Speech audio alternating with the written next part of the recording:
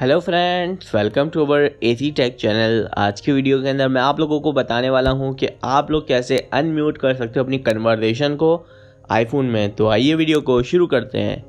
सबसे पहले आप लोगों को अपनी मैसेजिंग एप्लीकेशन को ओपन कर लेना है और यहाँ पे जो भी आपके पास म्यूट कन्वर्सेशन है उसके आगे बेल आइकन सा बना हुआ होगा और उसके ऊपर क्रॉस बना हुआ होगा। आप लोग यहाँ पे देख सकते हो मेरे पास एक मैसेज है, फोर्थ लास्ट मैसेज है 8812 का, इसके आगे बेल आइकन सा बना हुआ है और उसके ऊपर क्रॉस हुआ है। तो सिंपल अभी हम इसको अनम्यूट कैसे करेंगे, हमें इसके ऊपर टैप करके रखना है कुछ 5 to 10 सेकंड के लिए एंड देन यहाँ पर हमारे पास 4 ऑप्शन शो रहे होंगे, एक पिन का, दूसरा शो अलर्ट्स का, तीसरा मार्क एस रीड का, चौथा डिलीट का।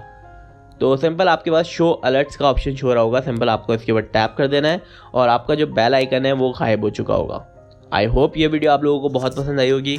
Please do subscribe my YouTube channel for more videos. Thank you.